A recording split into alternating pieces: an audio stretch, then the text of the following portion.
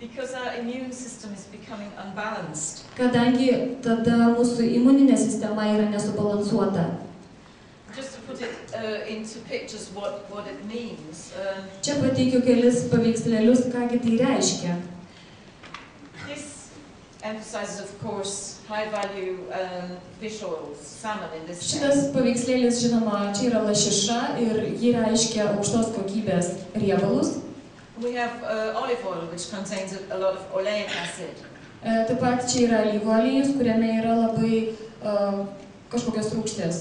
Which is a good thing in our diet. We know from the Mediterranean diet. Mes žinome, kad tai yra geras dalykas, nes alyvuogių aliejus yra populiarus Viduržemio jūros mityboje. But things like bacon from the UK diet. Tačiau čia jau yra kumpis, kurį labai mėgsta Britai. Bringing far too much saturated fat. Ir kumpyje yra per daug sočiųjų riebalų. And every country has its own kind of bacon. Ir žinoma, kiekviena šalis turi va tokį kumpį, tokį savo produktą, kurį mėgsta vartoti. Although I haven't found yours yet. Bet aš dar nesupratau, ką lietuviai mėgsta. You have one? Yeah.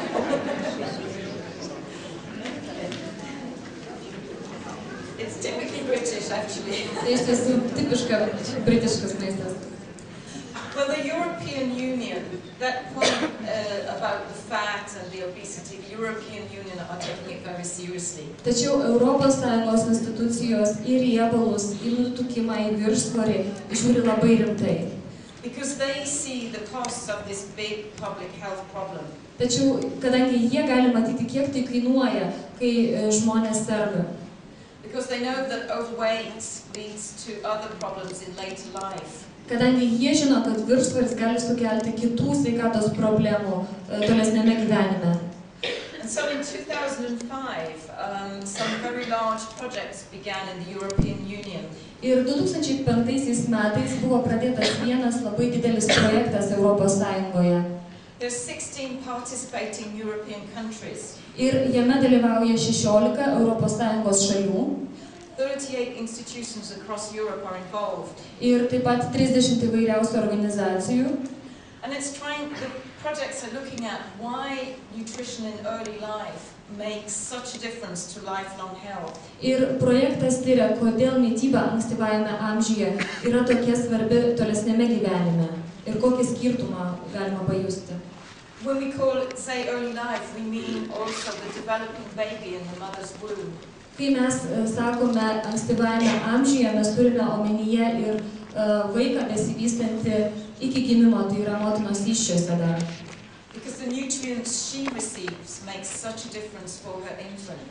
Kadangi maistinės medžiagos, kurias gauna besilaukianti mama, labai gali būti svarbios ir vaikeliui. Now you can find out, because there's public access to this project. It's called www.metabolic-programming.org. I don't know if you can read that. Jūs apie šitą projektą galite labiau pasiskaityti internete. Yra visuotinė prieiga, adresas yra www.metabolic-programming.org. And you can download some useful publications from this site. Ir jūs į šitą tinklalapį galite parsisiųsti keletą labai naudingų straipsnių. Okay, I've emphasized fat quality. Taigi, pabrėžiau riebalų kokybę. And one other project related to this one is called Perilip. Ir kitas svarbus projektas, kuris yra susijęs su šituo projektu, yra vadinamas Perilip. And it's investigating the quality of dietary fat during pregnancy and lactation. Ir šitas projektas tyria mitybos riebalų kokybę ir sąsają su nėštumu ir su maitinimu krūtimi.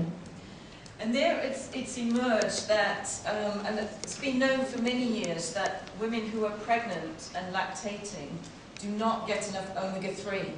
Ir jau daugelį metų buvo žinoma, kad tos moteris, kurios laukiasi ir tos, kurios maitina krūtinę, negauna pakankamai omega-3 riebalų rūgščių.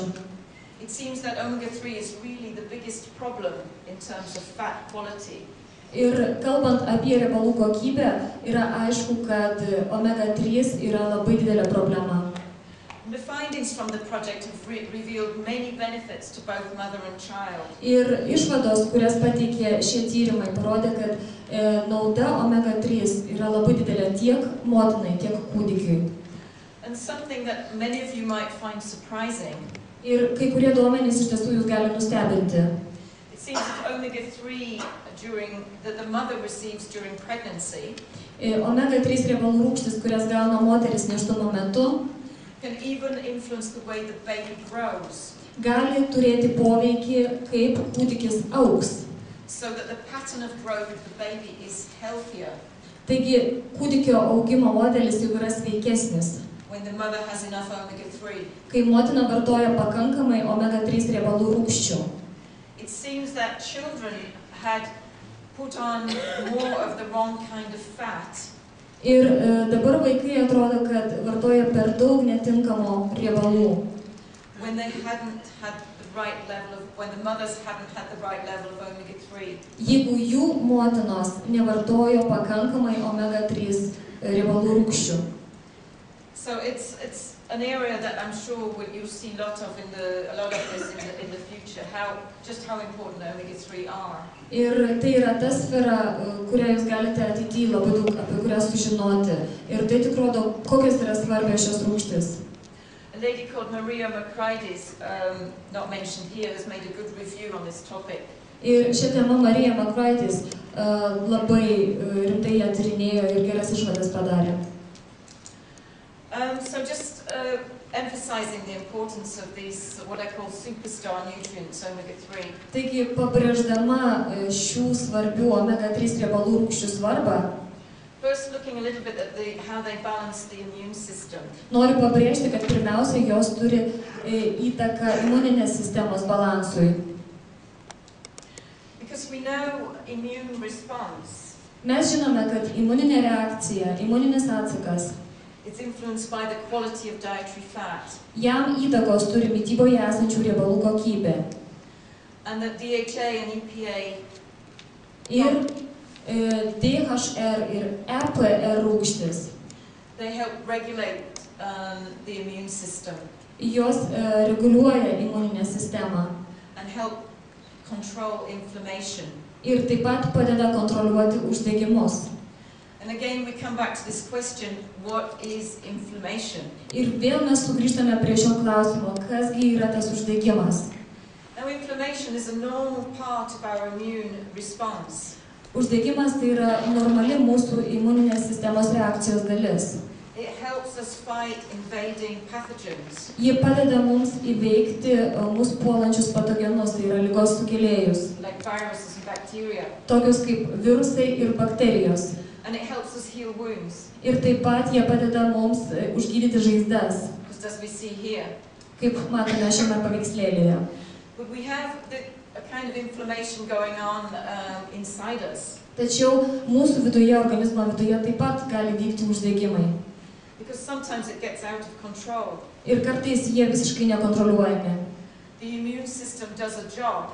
Ir tuo metu visą darbą atlieka imuninė sistema. But sometimes the signals get a bit mixed up. Tačiau kartais signalai gali būti šiek tiek tokie sumaišyti.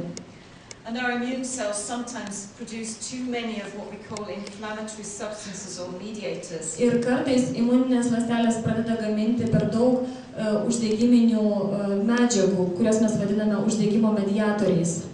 We know this happens when we have the wrong kind of dietary fat. Ir tai atsitinka, kai mūsų mityboje yra per daug netinkamų riebalų. When the quality of the fat in our membranes. Kai mūsų membranose esančių riebalų kokybė. And our immune cell membranes. Ir mūsų imuninių ląstelių membranos. When it's slightly out of balance. Kada jos yra disbalansuotos. When we add omega-3, EPA and DHA. Kada mes vartojame omega-3, EPR ir DHR rūgštis. They tend to make they control the inflammatory substances. Tada prasideda šitų uždegiminių medžiagų kontroliavimas. And you get other substances that are made that are actually anti-inflammatory. Ir tada galime gauti kitų medžiagų, kurios iš tiesų yra prieš uždegiminės. These are substances that are protective and repair the damage in our body. Ir tai yra tos medžiagos, kuris mus apsaugo ir padeda užgydyti žaizdą padarytą žalą mūsų organizme. Now it really is the same as that concept of cellular nutrition that you know from GNLD. Tai yra ta pati koncepcija, kurią jūs jau žinote iš GNLD apie ląstelių mitybą. Here we're talking about influencing the membranes of